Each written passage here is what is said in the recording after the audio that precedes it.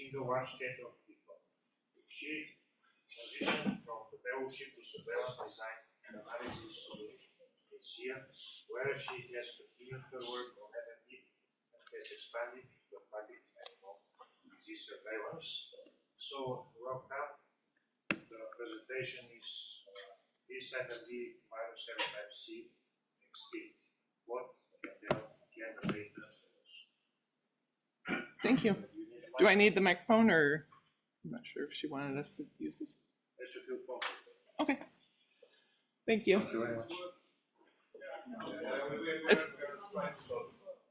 It's not working. Up here. Is that better?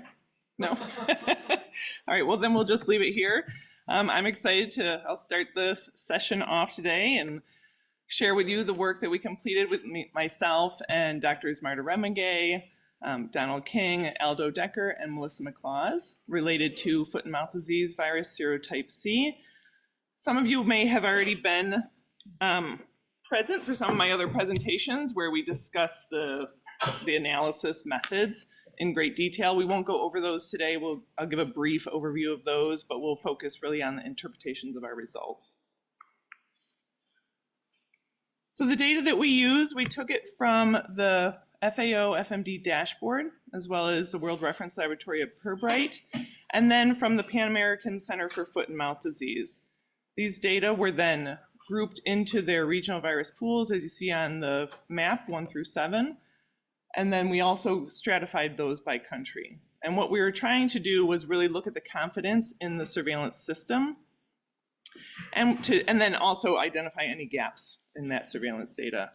To do this, we calculated 2 measures, the detection probability, and we were looking for data that would support a 95% detection probability. And then we also looked for a detection capability, which is the lowest prevalence that can be detected from the data that we had, which was our outbreak data, at a 95%. So we'll start here with some results. We have our detection probability, and again, that is what we were looking for, that 95% standard. And when we did this calculation, we set the prevalence threshold to 1, 2, and 5%. And we had 79 countries total in the study, and of those, we had 18 that achieved that 95% probability at the 1% prevalence threshold, 31 at 2% prevalence threshold, and then 51 countries at the 5% prevalence threshold. We also found that in each regional virus pool, there was at least 1 country that had that detection capability either at or below 1% prevalence.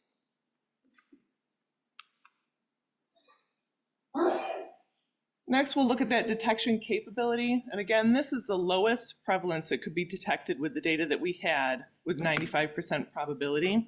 And what we found that if serotype C were present, we could likely detect low prevalence values in individual countries in each of the regional virus pools. We also found that there were some countries that might have data that would be able to support and be applied to the entire regional virus pool. And then we found that the probability that serotype C is not circulating above 1% prevalence with 95% probability we found that in 18 of the countries. And you can see here those 18 countries that are either at or below 1% prevalence for the data that we were using, which is that outbreak data. In regional virus pools 1, 3, 4, and 7, we see we have multiple countries that have data to support that. And then in each of the other ones, we have 1. While we were thinking about these detection measures, it became clear that we really needed to know the epidemiological situation that was going on in each of the regional virus pools. So we elicited subject matter experts to discuss those epidemiological situations and how that might influence how we interpret the detection measures. And we found that inter and intra-regional virus pool epidemiological links, they do suggest that we can use maybe one of the countries or a couple of countries that have a lot of data to represent the entire regional virus pool. We also really focus on a few factors when we were thinking about those situations in each of the regional virus pools. Is it ready? Yes. Okay. So the first is movement and congregation points. So movement between and across regional virus pools really increases the opportunity for spread. But if those populations are mixing freely, we could expect that surveillance in one of the countries, such as Thailand, where the detection capability was 0.1%, could then be used to represent unsampled events occurring elsewhere in the regional virus pool. We also discussed isolated populations, and in regional virus pool 4, our subject matter expert suggested that the free movement of susceptible populations there would reduce the opportunity for there to be an isolated population where serotype C could be maintained without detection. And lastly, we talked about the progressive control programs and serological surveys. And these two pieces really help to add evidence for the knowledge about FMD in the country and the regional virus pool. And then we also were able to identify where there were gaps in our surveillance. So there was gaps in both regional virus pools 5 and 6. In regional virus pool 5, there was no detections of serotype C, but that data is very sparse. But we think that we can use those inter-regional virus pool movements of FMD, and they can be reconstructed with the sequence data to help us kind of understand more about what's going on there with the limited data that's available.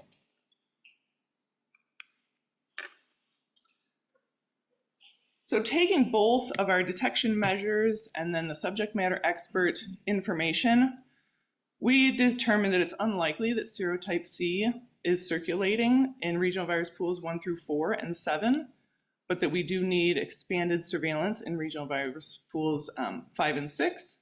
And when we do get that, when we are collecting data, that we also need to collect additional data on, where the herd is, the location, the date, any epidemiological units that are being sampled, and any tracing information that would be there.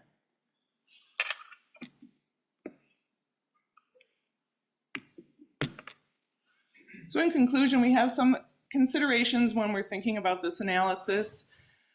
So we have limited sampling in some of the FMD endemic regions. This does leave room for serotype C to persist in isolated populations.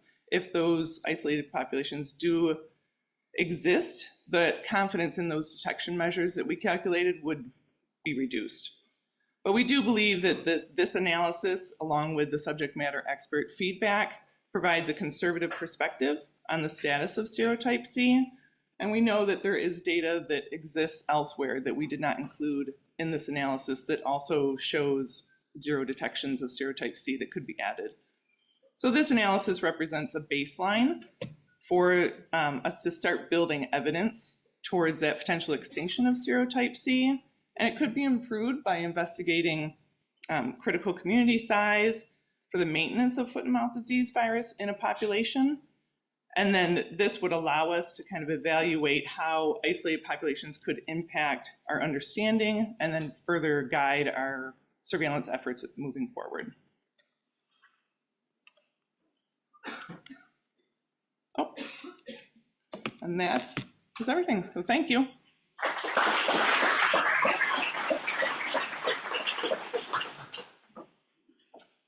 Thank you very much, Sara. The next speaker is Valentina Busin. Welcome, Valentina.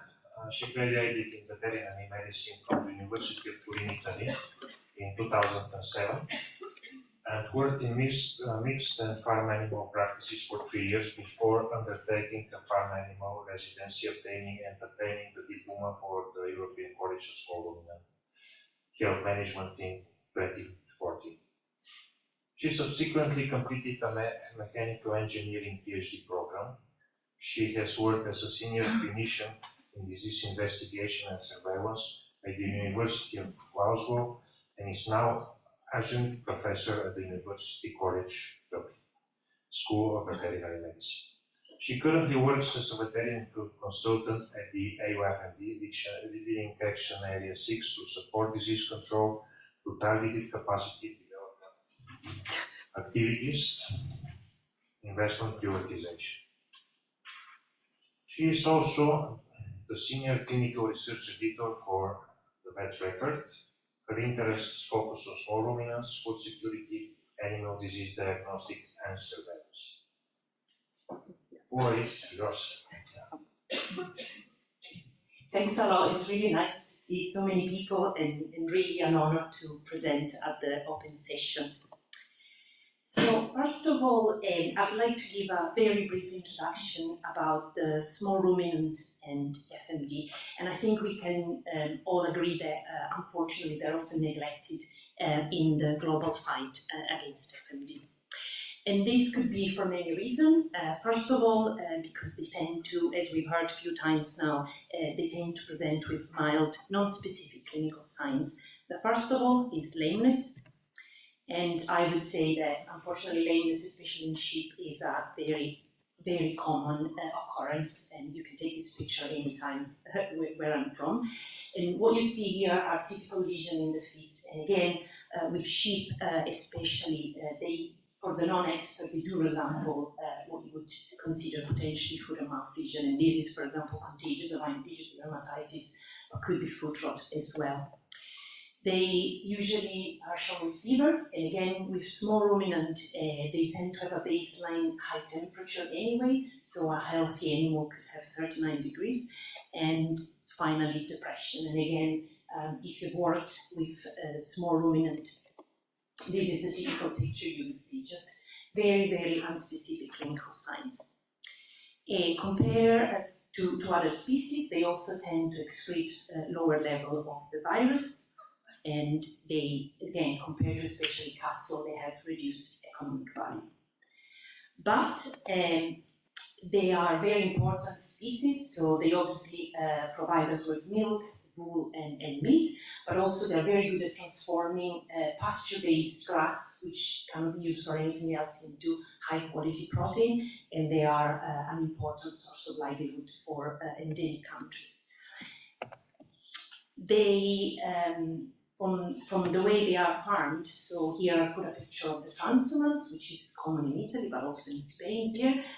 They are obviously quite extensively reared. There's a lot of mixing, there's a lot of long-distance movement, and this is obviously a potential source for infection in previously free country. And then also, again, I'm always referring specifically for small ruminant, the high throughput markets, the way it's really difficult to singly identify an animal, are obviously a potential for considerable involvement in countrywide spread of the disease. So we could all probably say that definitely there's an underappreciation of their epidemiological role in FMD maintenance and spreading. So to elucidate what is actually the role of small ruminant in the global FMD surveillance activities, and also to advocate for including them in control of FMD, we looked at retrospective analysis of submission to the World Reference Lab for FMD. And we had the raw set of data from the establishment of the WRL in 1958 up till the end of 2022.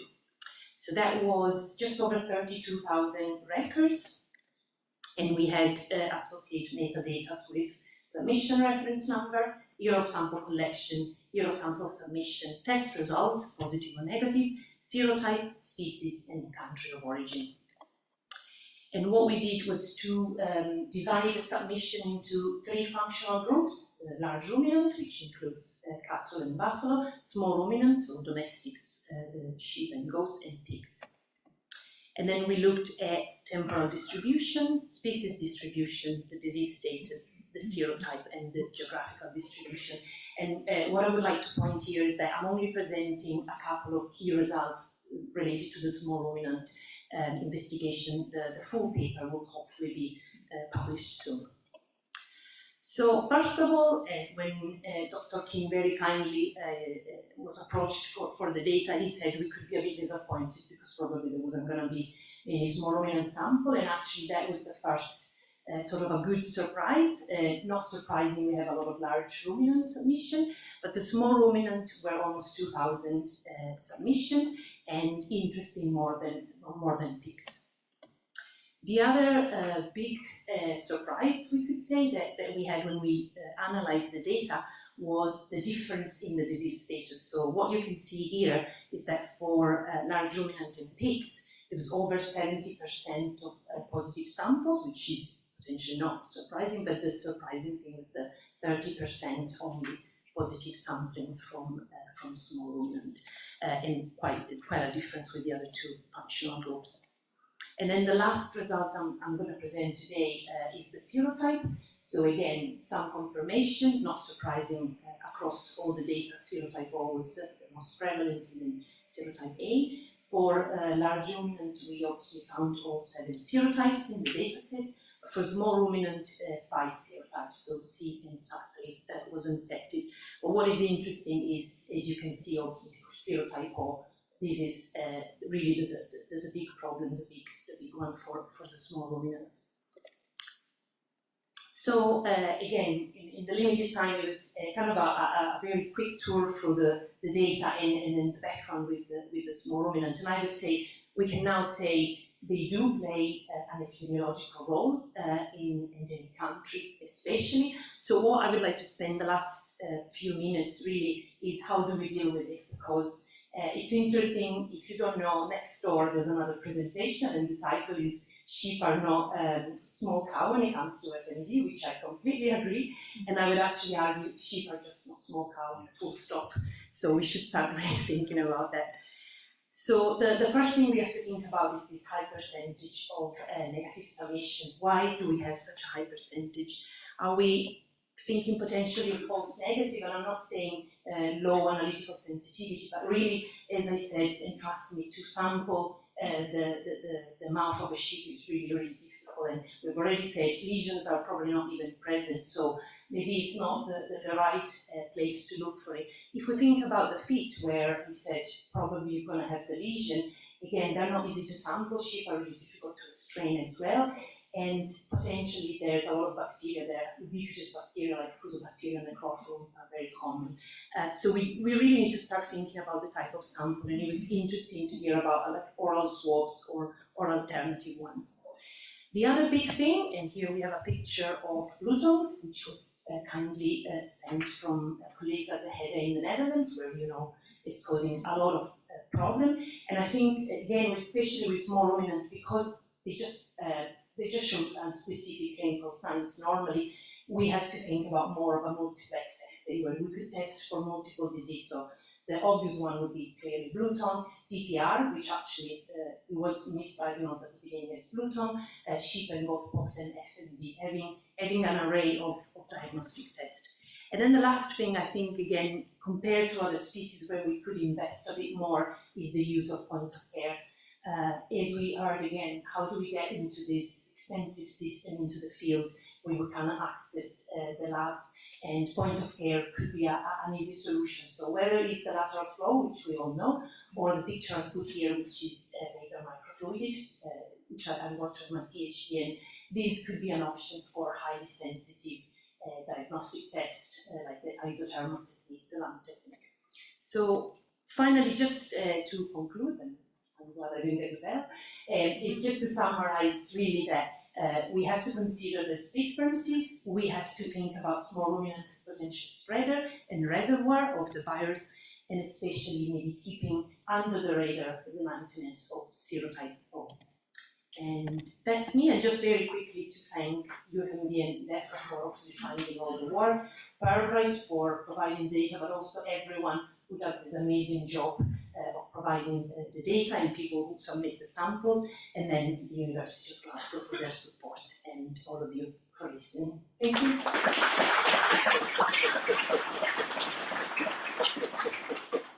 Thank you, Valentina. The next speaker,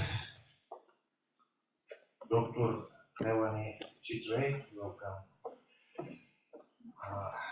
Dr. Chitray will present a cross-sectional study of FMD virus in African buffalo in the Kruger National Park in South Africa, diagnostic and genetic characterization.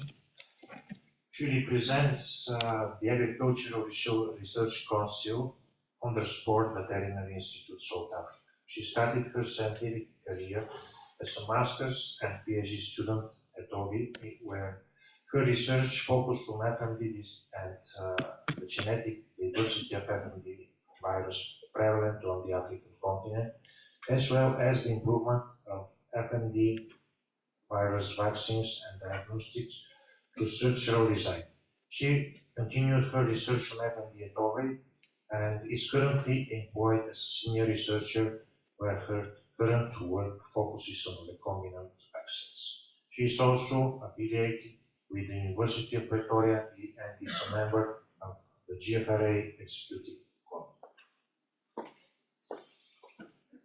Thank you very much for that introduction. Good morning, everyone. As mentioned, the presentation I'm going to be doing this morning is on a cross-sectional study of FMDV in African buffalo that was conducted in the Kruger National Park, which is a national game reserve in South Africa. It is a large collaborative project involving a number of institutes and divisions and their teams behind them. So the situation in South Africa, it is endemic, foot-and-mouth disease, and all three SAT serotypes occur. The virus is maintained in the virus maintenance host, which is the African buffalo, and therefore a lot of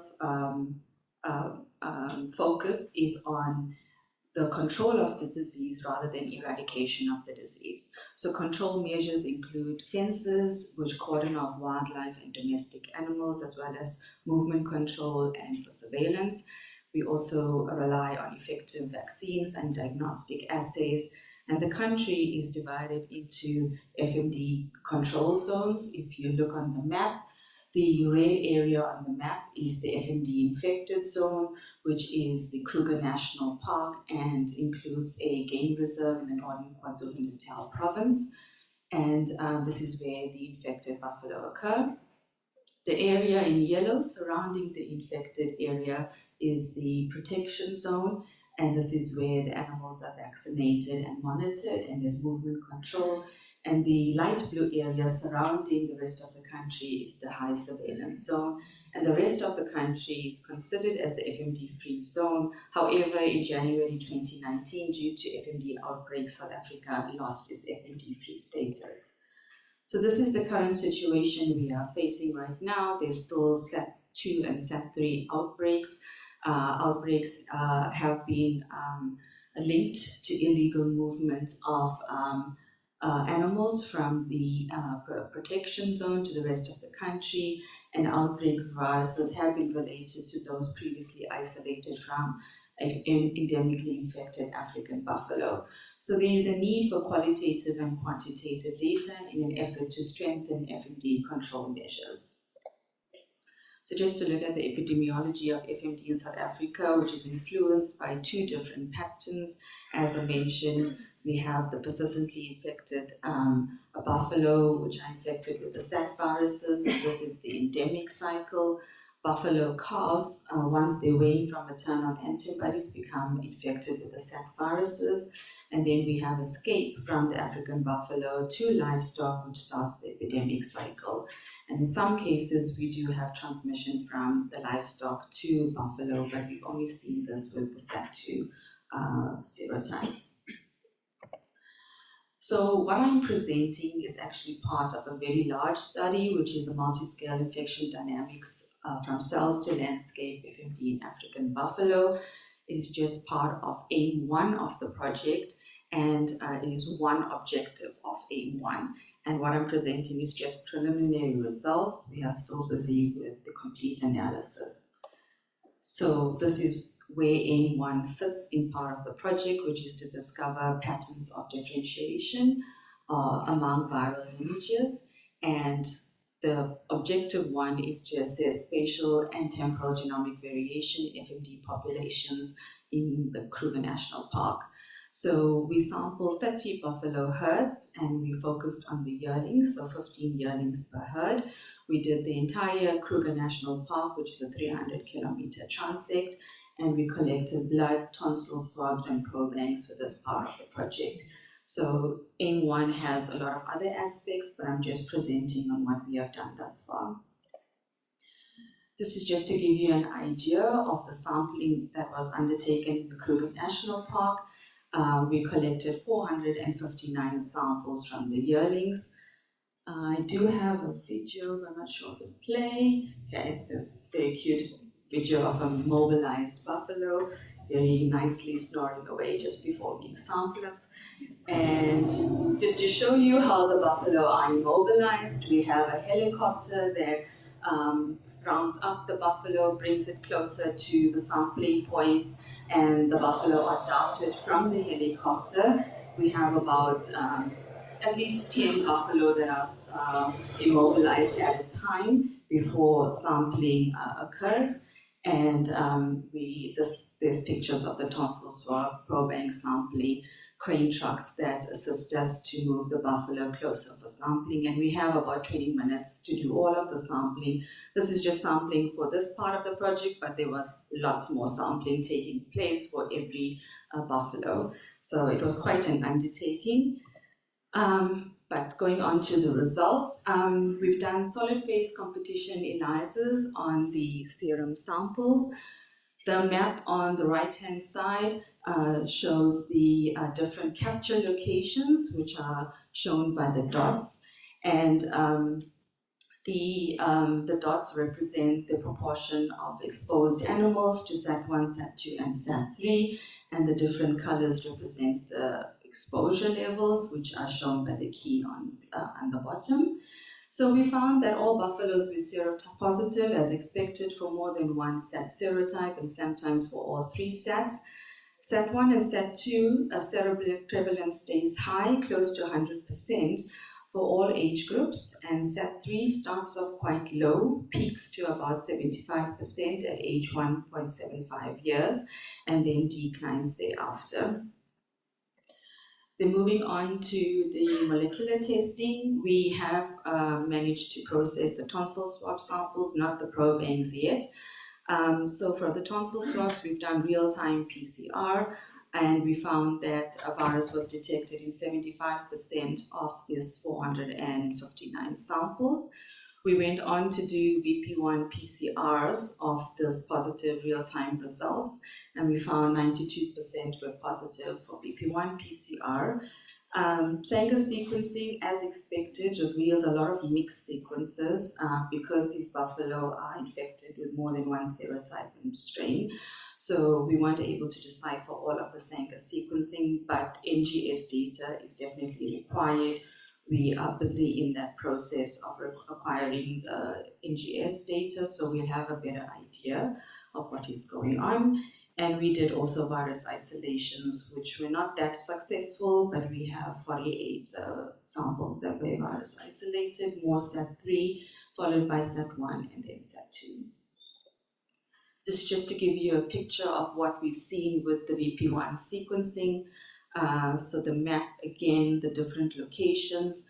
SAT1 is color-coded with the numbers in pink on the map, SAT2 is the blue numbers, and SAT3 is the green numbers, and just indicates how much of sequences we were able to get from the VP1 data thus far.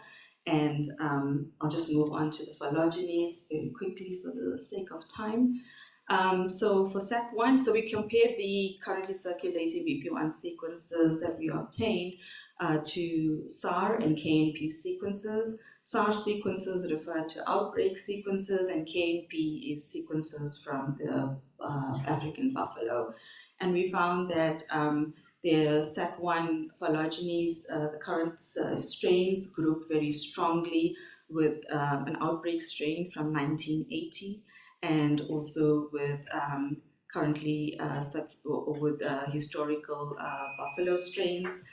Sorry, let me go really quickly. SAT2, again, grouped with the 1983 outbreak strain and with recent and historical outbreak strains. And for SAT3, we don't have a lot of sequence data. Historically, SAT3 did not cause a lot of outbreaks, but there is strains currently circulating that linked with a SAR 2021 outbreak strain. So in conclusion, we still have a lot more to do to come to a definite conclusion on what we are seeing. but we find that for SAT1 and SAT2 viruses, outbreaks, the currently circulating strains link closely with outbreak strains from 4 and 2 decades ago. The buffalo are very social herds. We're not really seeing a definite, distinct pattern between herds or within herds or at different locations thus far. And the SAT viruses successfully are surviving for decades in buffalo herds with not much variation.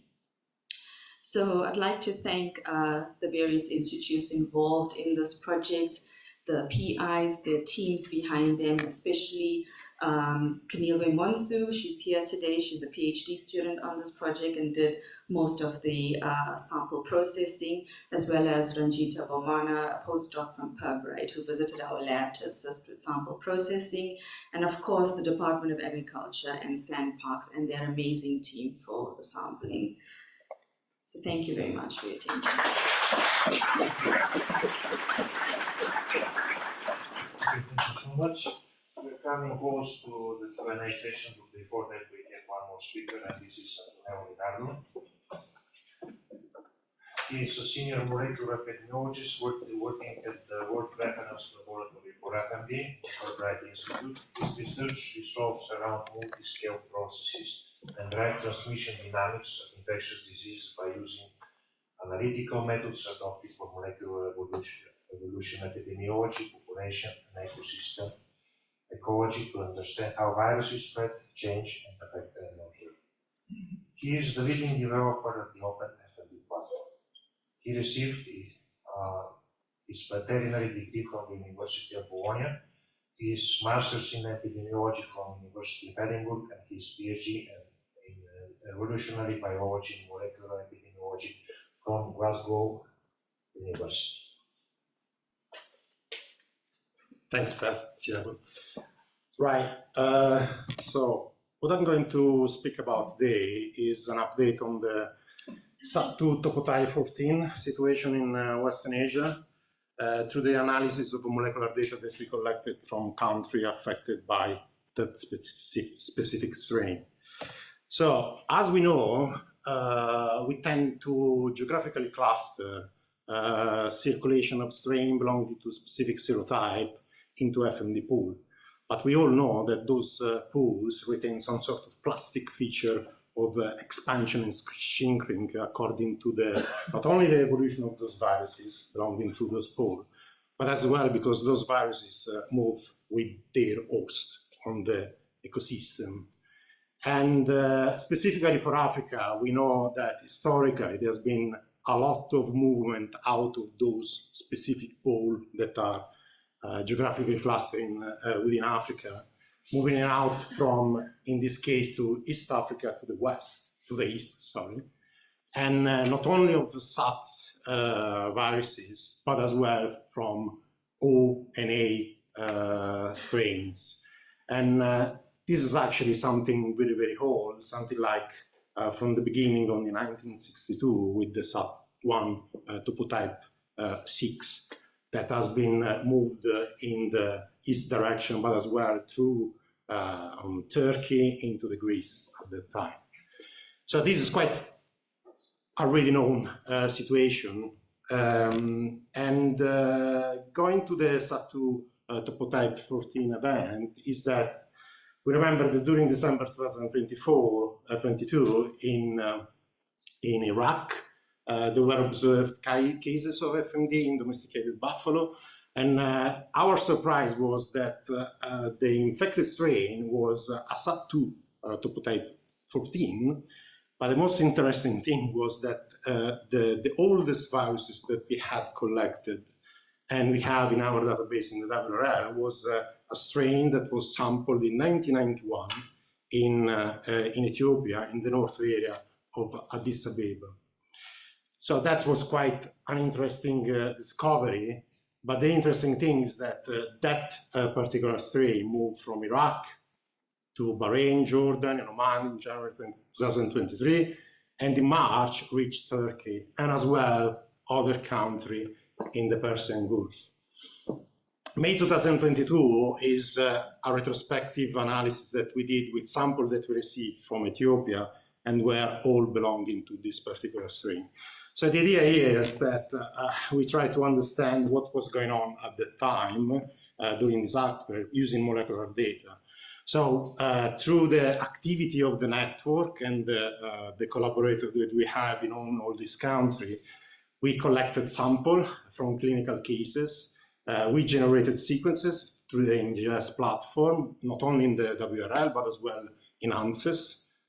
So thanks to the colleagues in ANSYS as well. And out of them, we generated the full genome sequences of the virus. And we tried to do some analysis to understand what was the relationship between those strains to help us understanding what was going on at the time. So the first thing that we did a phylogenetic reconstruction of those viruses through Bayesian analysis. And one thing that we discovered is that those viruses were assigned to different clades, and those clades were pretty much generated by more than one ancestor virus. And all those Ethiopian viruses that were collected within 2022 were interleaved within those clades. So the idea here is that there were more than one potential introduction out of Africa, and probably from East African region, from East African country, to the east and to the either Persian Gulf and as well Western Asia. So what we want to do more in that case to understand what was actually the relationship of those specific clades, because the resolution of the phylogenies doesn't really help in high resolution the way of understanding the topological structure. So we did some sort of statistical parsimony network analysis to understand more on the relationship, and we discovered a little bit more on that. We discovered that not only we had 3 different clading structure, but as well we identified 5 introduction of those viruses from East Africa to the west. So we discovered that the viruses circulating in Oman were very divergent to each other and were potentially representing at least 2 introductions from East African countries or East African sources.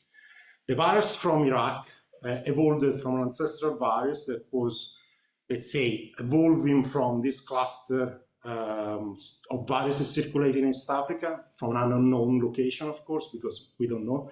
And this Iraq virus was the one that was provided onward transmission to Turkey. And as well identified that not only the Jordan and Bahrain were related to East African source, but those 2 outbreaks were independently sourced.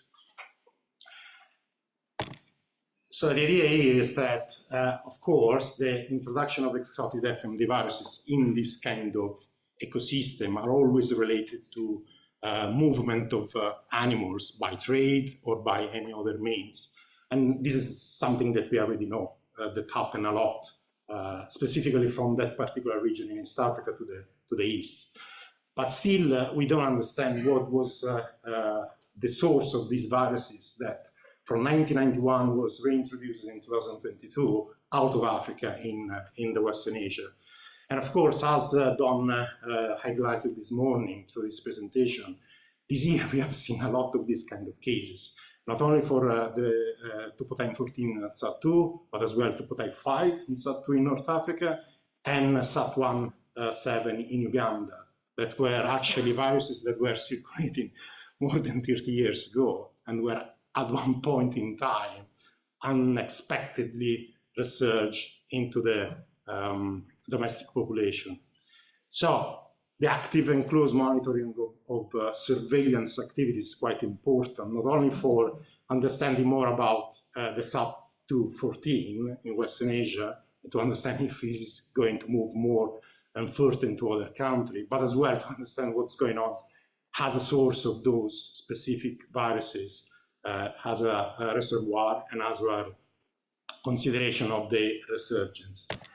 So last slide for acknowledge all the people that have been involved in these things, not only us in the WRL and ANSYS, but as well all the people that have been active in those countries where those outbreaks has been discovered, for the surveillance, for collecting the sample, and so on and so forth. And just three picture of something we really know about how virus move in that particular ecosystem of Western Asia. From the 62-65 or so SAT1 6 topotypes that was introduced from East Africa, and as well from the antigen IT22 type that was circulating 1964-1965 in the same ecosystem, and Panacea 2 Irano 5 and Sindo A more recently. But one strike things is that, as I said before, because these things move with the host, the same pattern of movement of those viruses were actually superimposed by those three examples. So thank you very much. And that's it.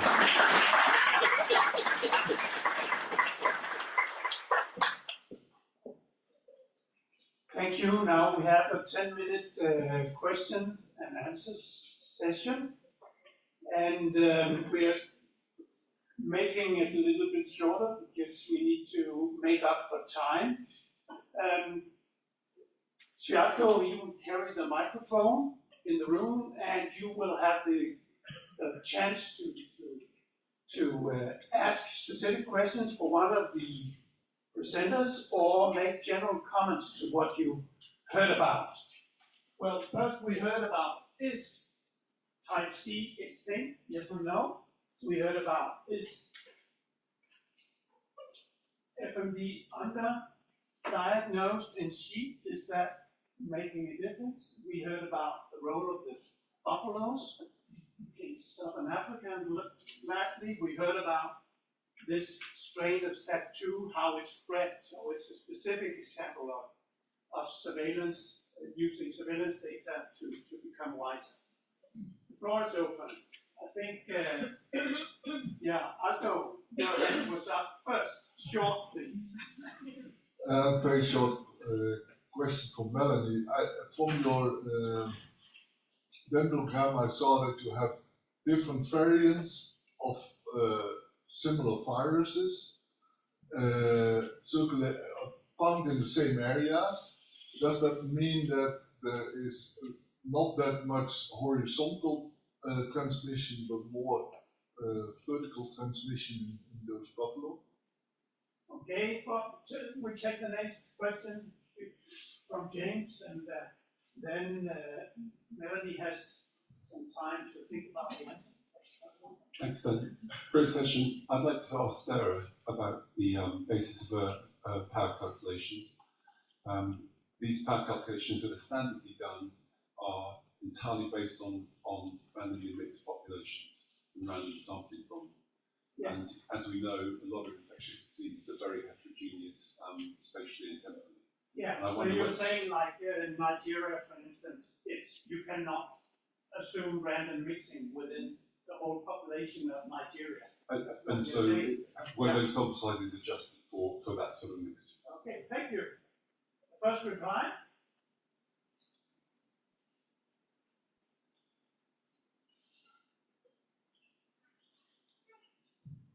So, Elsa, to answer your question, I don't think right now we can really make definitive conclusions on that. Because from the sequences, we're not sure with the VP1 sequences, are we just getting the dominant strain being sequenced out of each sample? We can see that there's mixed infections. So we really need to get the NGS data for us to make that conclusion. So hopefully in the near future, we'll be able to answer something like that. But yeah, we don't know yet.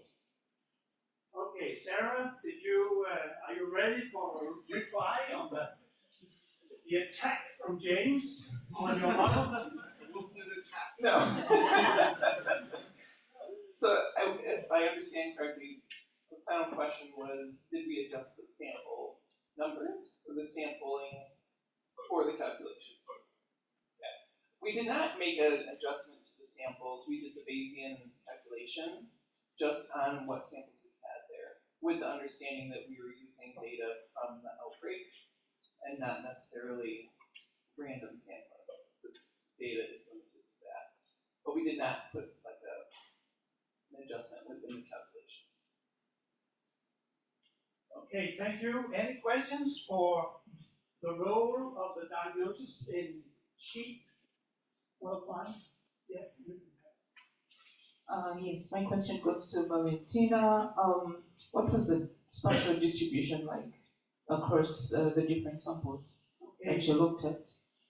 Can I ask another question? Yes, okay. Yes, another question for Di Nardo. What do you think the sustenance of this lineage will be like in the Asian region? And I think, yes, we'll have it, Marco. Thank you. I have a question for Valentina Busin. Thank you for the presentation, very interesting. So we understood the food and water diseases circulating in small ruminants as well. We had very similar estimates in a study recently done in Pakistan. So what next? So we know this. So we have a problem, transhumance, livestock movement. How can we address this in small ruminant population? Is it vaccination the only solution? Or should we consider something else? Okay. Valentina. First of all, thanks for the question. For the spatial analysis, yeah, I didn't present. It was across a lot of countries. I can't remember how many now submitted sample, and they were all pretty much similar ranges. What we noticed that some countries that submitted the most might have had a lot of negative samples. So what we said, and that's what I didn't present here and we're still analysing, is whether we target those countries where we have submission but they are positive, then clearly they can recognise and send the sample. But maybe those one who contribute more to the negative side, that's where we could target the sampling. So hopefully we will exactly present that in the paper with the maps and everything. And to answer this question, that's a very difficult one, obviously. So I would say, yeah, vaccination, that was the first thing. And I did a literature search, and it's amazing to see that often, yeah, they're not included in vaccination. And I would also say, from experience, it's not about FMD, but just sheep are not vaccinated, and a lot of time the booster is missing. So for clostridial disease, which you would argue everybody should vaccinate for that, even for those diseases, they're still not vaccinated or there's no booster. So yeah, vaccination could be an option. The trouble with the transhumans, again, you cannot really stop something that is socially very important. So it's potentially how to recognize the disease and, for example, you would say maybe hospitalize, obviously again with the transhumans you can't, but isolating the animal, putting other measures in place that are targeted to the type of husbandry system. Thanks. We have time for another 2 questions. Yes, there's one in the back of the room over there. There was another question. Antonello. Yeah, right, okay. Not sure, because it could sustain circulation. We haven't recent data available for understanding if it's still circulating in the livestock sector in Australia. Of course, there has been a few cases reported in Turkey from the first initial, let's say, outbreaks. The problem at the time when it was introduced is that there were no vaccination for SARS-2 in the region, so that's why it was a bit of a concern, even for introduction to Europe through Turkey, because there were no biometric for control the movement of the viruses. Short-term it's not sure. Could be circulating still, could not. We need to have more sampling, more surveillance to understand and improve that. Okay. Question in the back of the room. Thank you. Yeah, my question is for Valentina. So nice talk.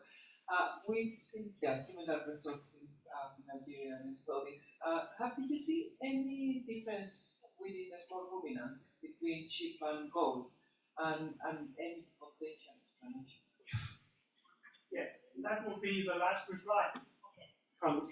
So it was mainly sheep. So again, I didn't go into details, but that's the other big thing. So in looking through the literature again, I think among small ruminants is mainly sheep, but I would say probably we start to need looking at goats because the clinical signs are probably even milder.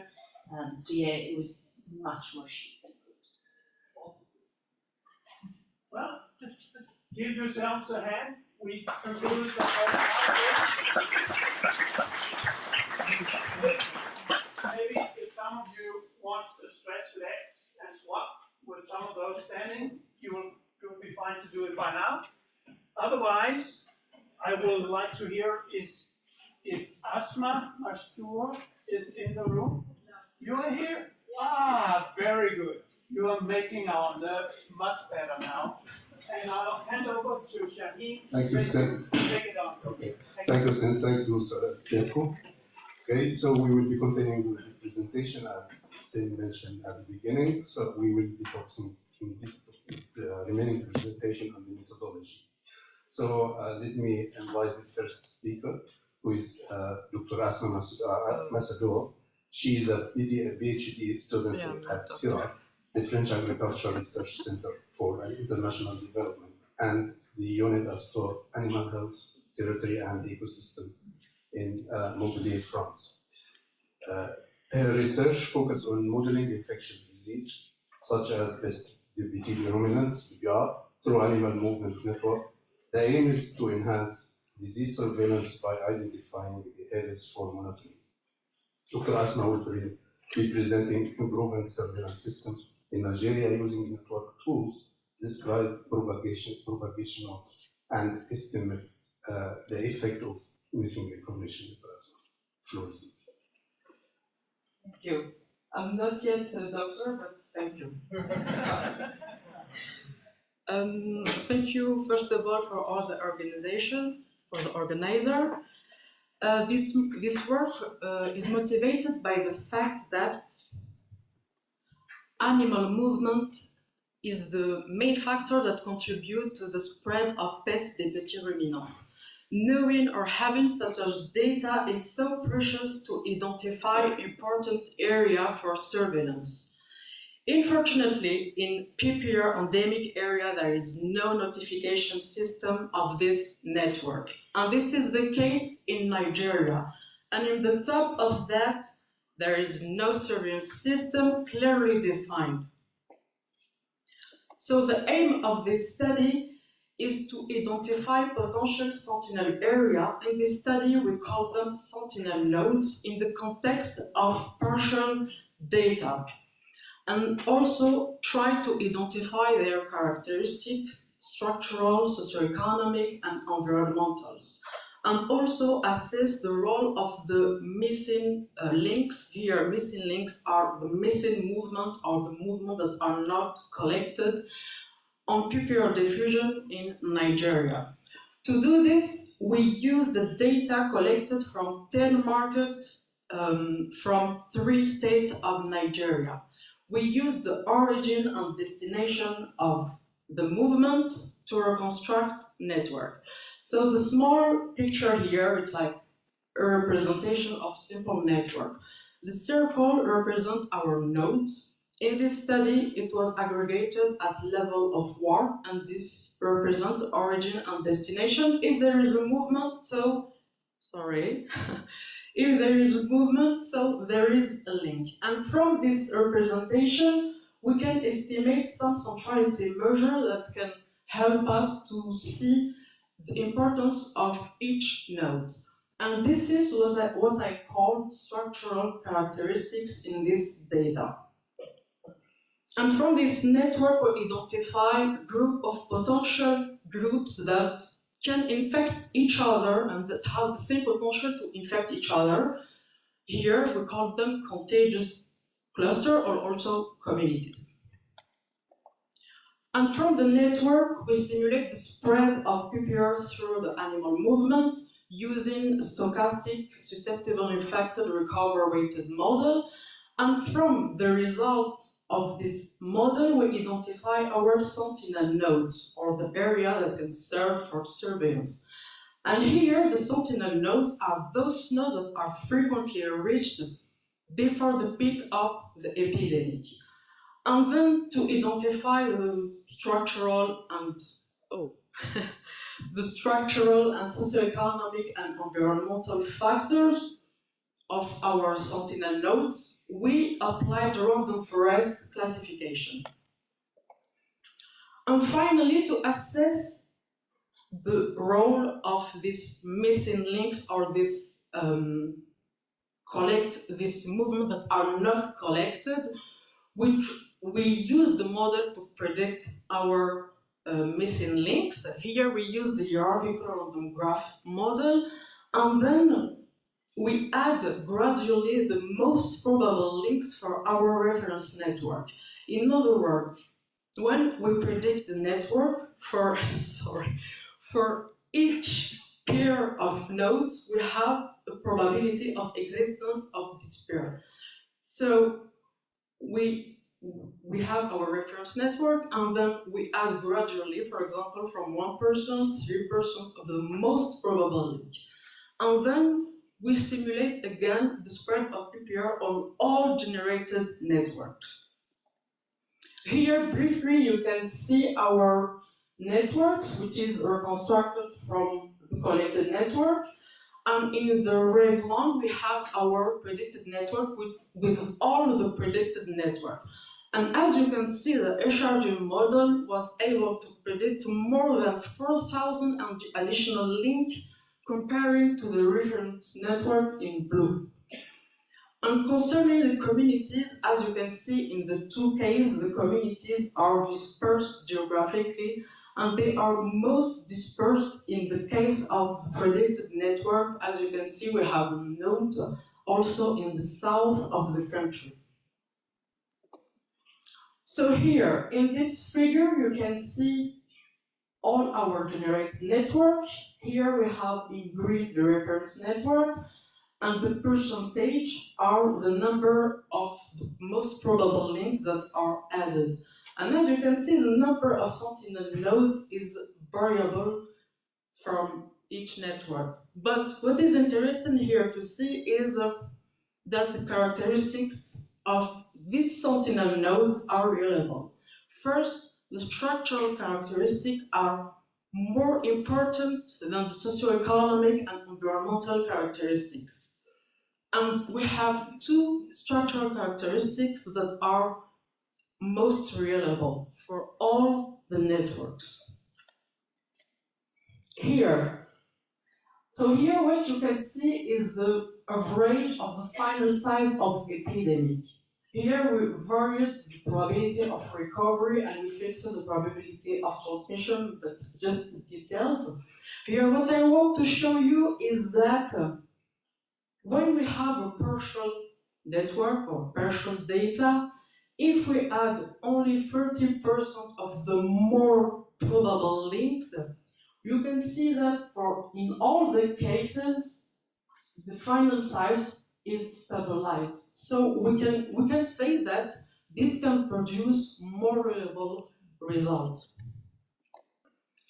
So to sum up, having data on animal mobility in West Africa is a great challenge, and this poses a great obstacle to eradicate diseases such as PPR. This study was able to identify reliable centrality that can serve to surveillance. So how can we apply this in the field? For example, we can choose the area that have the highest centrality measure. I didn't talk about this centrality measure, I don't have time. So they can serve as a sentinel node. And also this study shows that if we don't have enough data, we can use some method to predict our links, and we can add only 30% of the most probable link, and it can be sufficient to have better results. And also, it's interesting to see community-based surveillance, how we can improve this in the field. And finally, the model that we used here is so simple. We didn't add a lot of parameters. For example, the impact on the population. So actually, we are working on a metabub model. Of course, I would like to thank my supervisors, Andrea Poloni and Andrew Mathieu, and also Eric Cardinal. And also, of course, I want to thank the project that funded this IndieScape project. And also, thank you for all of you, and thank you again.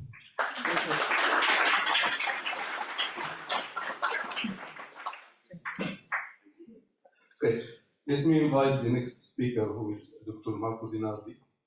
Dr. Marco Di Nardi is an associate professor of animal infectious diseases and epidemiology at the Department of Veterinary Medical Science of the University of Bologna since November 2023.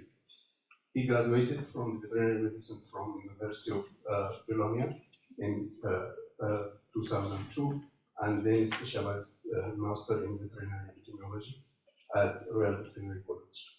From 2004 to 2007, he worked in East Africa with international NGOs and involved in implementation of transboundary animal disease surveillance and control strategies.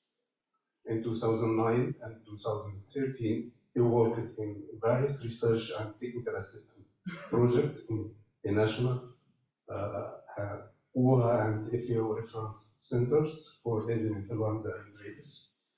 Also during the 2013 and 2013 to 2023, he worked as senior consultant epidemiologist for the private veterinary consulting company Saffold AG. Dr. Di Nardo will be presenting development of syndromic surveillance model in EuFMD neighborhood pilot project in Jordan. Thanks. Thank you very much, Shaheen. So this project was implemented by Safoso as a leading agency, my former employee, through the support, financial support and logistic support from EuFMD, and I will acknowledge my colleagues in the last slides. So what we are going to talk today is a bit about background, what actually is a syndromic surveillance, the objectives and geographical context of the project, some programmatic elements of the project, and this will be really my main focus of the presentation, the implementation in Jordan, which were the main steps, and some conclusion. So in terms of background, well, we all know that foot-and-mouth disease and other fast diseases like Rift Valley fever, PPR, and Capripox virus, as we have seen in the previous session, can have substantial animal and public health implication, as well as social and economic impact. And in these cases, in this process, having an efficient, cost-effective early warning system is really key to respond quickly in case of fast diseases, to reduce the impact, the sanitary impact and consequences of this disease.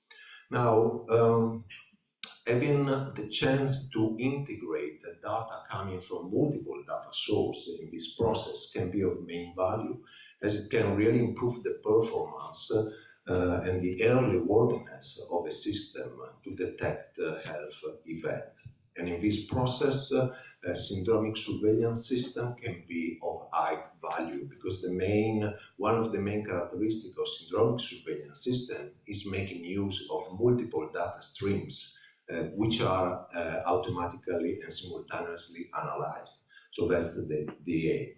So before going into the details of the project, let's go and define what syndromic surveillance system is. And the time you will see is a key part of this definition. So the first definition is about the syndromic surveillance system is the real-time or near real-time collection, analysis, interpretation, and dissemination of health-related data to enable the early identification of the impact of potential human or veterinary public health threats, which require effective public health action. CDC earlier on defines syndromic surveillance as those approaches which make use of health-related data that precede diagnosis, but that indicate with sufficient probability of a case or of an outbreak to warrant further public health responses. So when we look at this definition, of course, the time is the key aspect here. So the fundamental objective of syndromic surveillance system are to identify illness cluster early, before diagnoses are confirmed and reported to the vet public health agency, to mobilize a rapid response, to reduce ultimately the impact of the sanitary event under discussion. So having this in mind, under its Move Fast strategy, the EuFMD aims to promote the use of syndromic surveillance system in neighboring countries to improve the early detection and early response for fast diseases. As I mentioned already, Safoso was the implementing agency of this project, which was implemented in the region, in its countries, in 2022 and 2023. The project is still ongoing, even though without the implementing agency. And the aim of the project was to introduce syndromic surveillance system in the Near East. So we worked with Jordan, Palestine, Libya, Lebanon, Syrian Arabic Republic, Egypt, and Sudan. Egypt and Sudan could not participate to some of the main events we organized under this project. So this project is a three-phase project, and ultimately Jordan was selected as the pilot country for the development of the syndromic surveillance system. Now let's start from the first phase of the project. So we start with the scoping literature review, trying to capture in and mapping the efforts of syndromic surveillance system in North Africa, Southeast Europe, and the Near East. Then we developed a questionnaire which was sent to all the participating countries to understand the current status with regards to surveillance strategies, legal framework, epidemiological situation, and other relevant information. In the second phase, we organized a regional workshop in Lebanon, where we we build the capacity of those countries about syndromic surveillance system. We try to understand the current surveillance system in all of those countries, specifically identifying some of the gaps and limitations in those countries. And then also we try to assess their perception with regards to the feasibility of implementing a syndromic surveillance system in those countries. As a result of this process, Jordan was selected as the pilot country to implement the syndromic surveillance system, and I will explain some of the steps we implemented in Jordan, which in the end resulted also in the development of a roadmap to implement the project at the national level with all the key partners and action.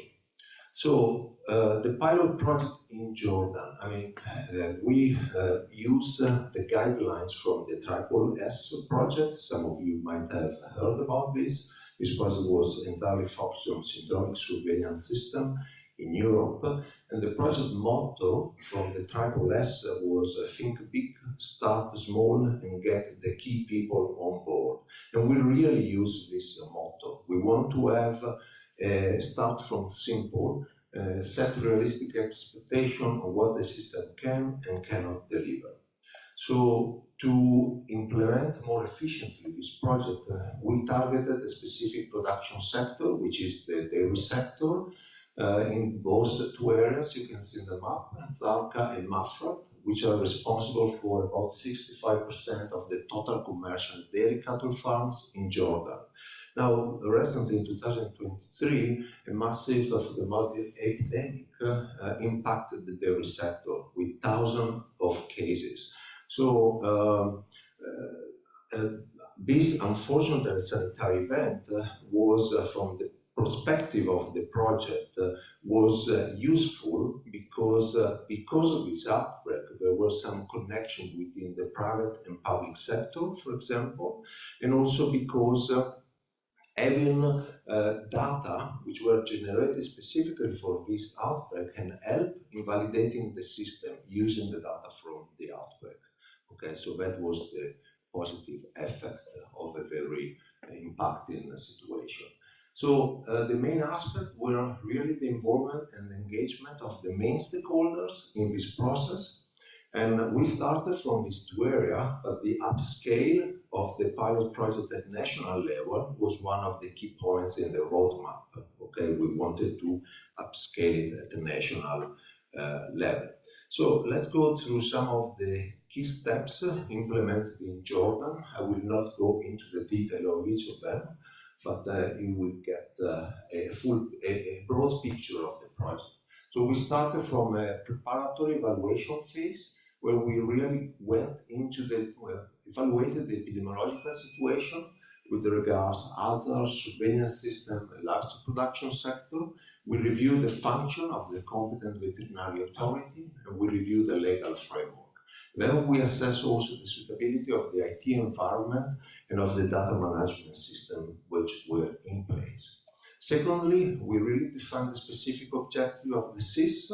We identified the main stakeholders and partners, including which might be the data providers and the data source that can be used in the system. We defined the system, the syndrome, and we started reflecting on the SIS statistical algorithm, both to validate the data and then to generate the alert from the system. And then lastly, we created a management structure for the SIS with the steering and technical committee, and we developed the roadmap to launch the pilot SIS and update it, upscale it at national level.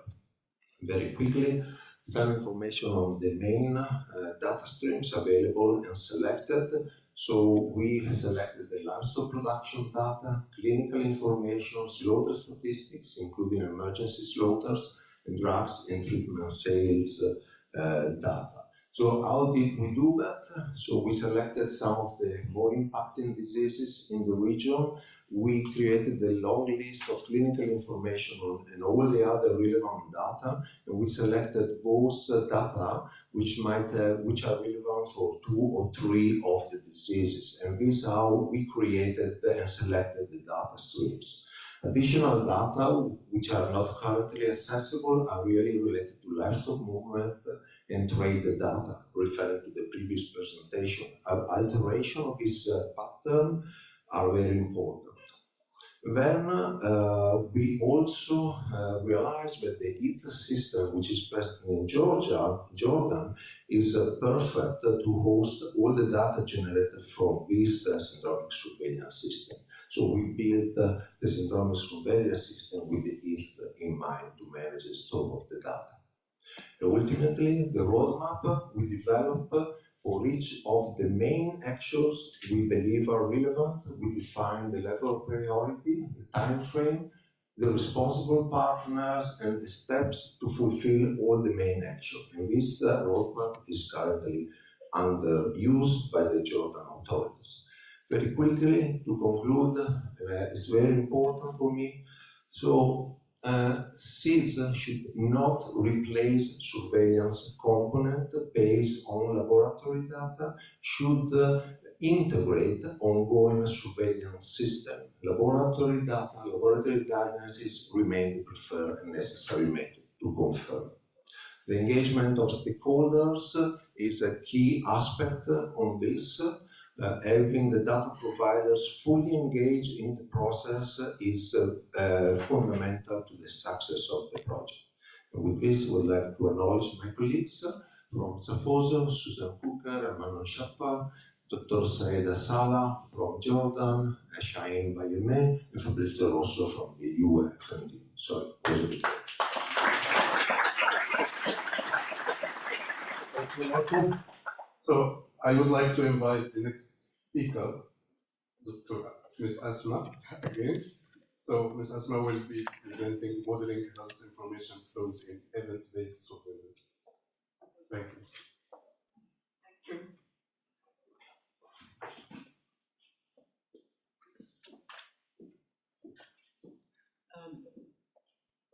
So I will present the work of Elena Arsevska. So if you want more details, you can contact her. French Epidemic Intelligence Team for International Monitoring Animal Health focus on three main activities: monitoring and detection, verification and assessment, and management. CIRAD, ANSES, Ministry of Agriculture work together. Every day, particularly CIRAD, look at the report of disease from official sources like WHA or non-official sources like ProMed Mail or PaddyWeb, which is a platform for automated extraction and filtration of outbreak news online. One of the diseases of interest in France is avian influenza. As you can see, the number of cases increased since 2017. This zoonotic disease presents economic challenge and risk health, and the notification of this disease is mandatory in many countries, particularly in France, which is the most important producer of poultry in Europe. To cope with the avian influenza emergence and massive information online, there is a need to understand the relation between the outbreaks and the source that communicate the outbreaks online. So the aim of this study is to assess the factors associated with communication of avian influenza outbreaks in the online news. Specifically, should we prioritize specific websites or news from specific work region or other criteria when monitoring online news? So to do this, I will talk again on network. We collected the news from PaddyWeb in a period of 1 year, and then we identified sources and also the outbreak, and then we reconstructed the bipartite network, meaning network with two types of nodes, here sources in orange and outbreaks in blue. And then to identify the factors that play an important role in the creation of the links or in dissemination of the information between the source and the outbreak, we applied exponential random graph model. And we add covariates that are specific to sources, such as the type of sources or the specialization, and also covariates specific to outbreaks, such as epidemic, socioeconomic, and cultural factors. Here we have a representation of our bipartite network. As you can see, we have two types of nodes, the sources in orange and the outbreaks in blue. Without any surprising, the major sources in the news were WHA and CIDRAP, and the major outbreaks in the news were India, USA, and Malaysia. Here we have the result of the ERGM model of the ERGM. The table shows the odd ratio, the p-value of each factor. To sum up, we have 11 factors that were positive and significant. 3 related to the sources, the type of sources, specialization, geographical focus, and 8 related to the outbreak, such as the type of house, the region, or also the English-speaking country. More specifically, the relevance of the sources that talk about avian influenza outbreak are sources that specialize in animal health. We can see it's the last one, and sources with national and global coverage, but also the international organization and research organization are the most important. And here, as you can see in the first line, outbreaks originated in Europe, Asia, and America were more likely to be reported in the news sources compared to the outbreak in Africa. Also, the outbreak in wild animal, we can see here, is more likely to be reported in the news. And finally, English-speaking countries where outbreaks occur are more likely to be a sources of outbreak information. To conclude, this work assesses factors associated with communication news on outbreak in online media. This study highlights that the region and language in country where outbreak occurs should be considered online news sources. And also the major role of outbreak share in online media have international and research organization, national and international coverage and specialized sources. In this work, of course, we just used a period of 1 year and only a disease, which is avian influenza. The future step of this work is to add more diseases to see if the factor will change or remain the same. So here I would like to thank, of course, Elena Arsevska. As I said, if you want more details on this work, you can contact her. There is her email. And also, I would like to thank all the co-authors of this work, and also thank you again for your attention, and thank you. Thank you. This is time of the Q&A session, so I will hand over to Sten. Well, I will very soon hand over again back the mic to you, Shani, to carry it around. Well, we've had 3 presentations. One on the usefulness of networks from movement data in Nigeria for learning about the epidemiology and focusing where to focus surveillance, as I understood it. Another one from Marco on how to organize all sorts of information to be of value for disease surveillance in Jordan. And the last one again, using the internet as a source of reliable or unreliable information about the health status of countries globally. And now, please come forward. Do you have comments or questions to the presentation?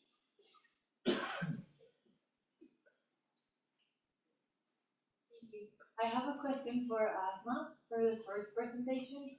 I think I would like to know if you consider other factors that are more important for simulating networks that are related that are impacting the movement of animals from a market to another market, because it seems that there are lots of factors that are more environmental, like rain and things like that, and it seems that trade doesn't really follow that much, that aspect in my experience. So I just wanted to know if those are the only factors, or you plan to add some more that account for that. Thank you. Okay. Well, Asma, thanks. Beata, Nardi, another question?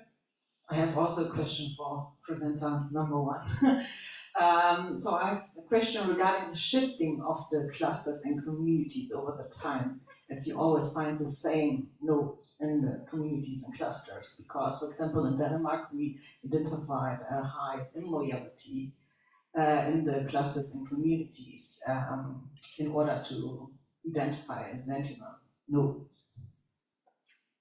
Okay. Asma? Thank you for the questions.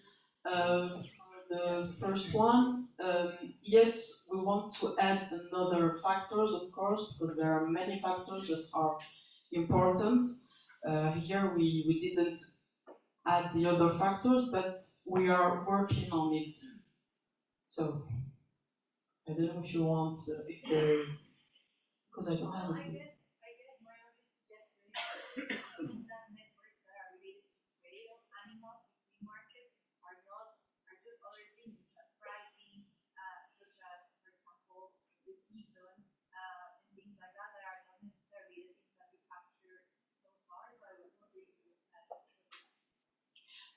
Just a question for you. Are you talking on the SIR model or for the? Because we are coming up with estimated, trying to just complete your network. Yeah. So like, if you compute it with the variables that are not exactly all of them reflecting the movement between markers, Yeah. then your estimation would be maybe not as good as you thought Yeah. about it as in terms of trade, which is different than movements of animals in general. So that's my I think I understand. So you're talking on the prediction of the movement. Yeah. Yeah, sure. So here, if we choose the hierarchical model, which is based only on the structure because he's the best one, he has the IUC, the highest IUC. But we also tested the hurdle model, which takes into account many factors, but the IUC was only of 0.6. So for this reason, we didn't take this one. But the hurdle model take into account many factors that contribute to the movement between two nodes. So we choose the structural one, but for the prediction, we want to maybe improve our prediction by using a model that include factors, socioeconomic, etc., but also the structure. I think this is best for us, but we will try to see that. And I think the next question, it was about the communities. If we have same communities, sorry.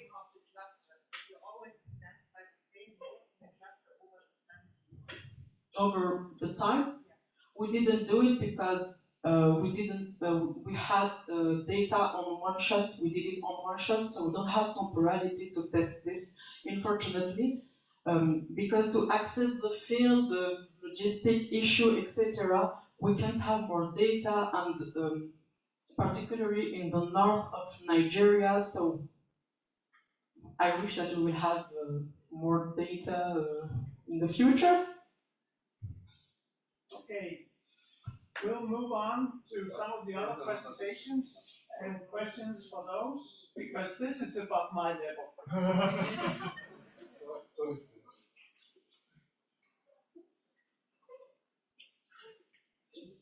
My question is to Marcello.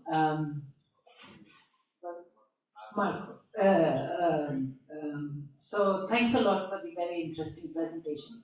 My question relates to bringing the data into what's it called, EIDSS, because you know the data is very different. So what was the approach that was taken to transform the data into a format that could be absorbed and integrated into that system? Because that's where most of the challenges come in. And some of it is on paper, the other is coming into that.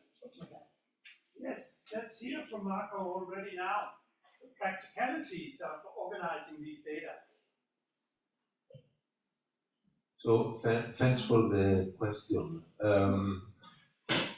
You spotted one of the most important points, of course. Now, when we built this project and the concept, one of the first steps in Jordan was to get the data providers on board.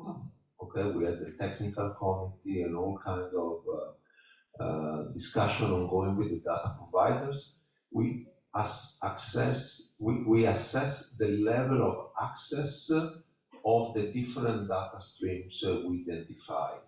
And for each data streams which had a difficult access for various reasons, we identify those actions that needs to be taken into consideration to somehow harmonize the data streams. Of course, this is very challenging, okay? And this is in the roadmap, we clearly define the action that need to be taken also for this specific aim, and who is responsible to look into this. Now in Jordan, and Shane, you can please add on this, the Jordan CDC is implementing a similar syndromic surveillance system, and they luckily for us, they undergone already some of these challenges and some of this process, and they are part of the technical committee. So they can help the local veterinary authorities to address some of the limitations. So we somehow try to build a system that can support the development of disease in Jordan. But yet we acknowledge this is one of the main challenges. Thanks, Marco. May I add something to this, Marco?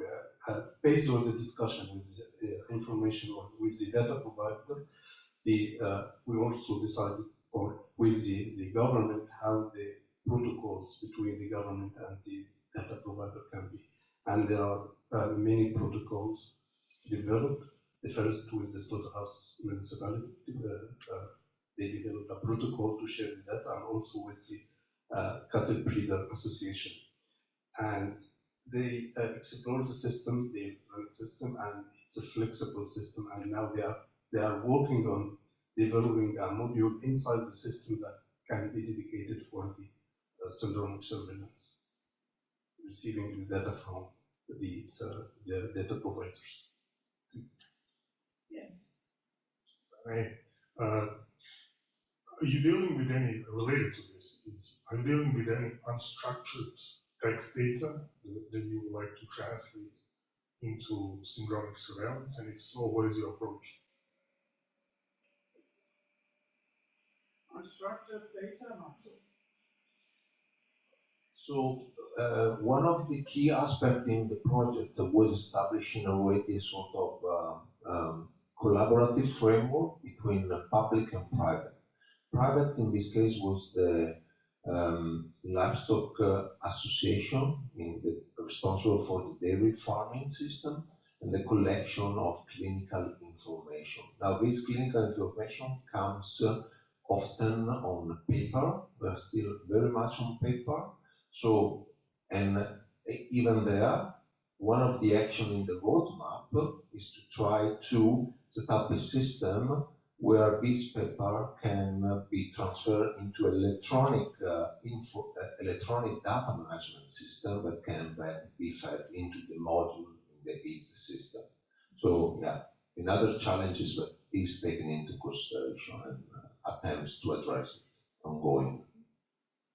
Thank you, Marco. And also, if I may add something here, because one of the minimum requirements that we already identified before selection Jordan, that the system now is promising system, because we established this syndromic surveillance activity in parallel with the country that they are still establishing the new system for surveillance. They are transforming from text data to digital data, which is now, I think it's, the system is stable. They start with pilot phase with 2 or 3 government and governorates, and now the system is functioning in the 12 governorates in Georgia. Thank you. Good. One last question or comment on using internet sources for information. We developed in France a diagnostic support for veterinary working on the phone, and I wanted to ask you, would it be useful for you to transmit clinical symptoms that the vet are encountering? Yeah. I think we, in the literature we access your work, I'm not sure. Well, of course, in the future development, yes, it can be a useful tool.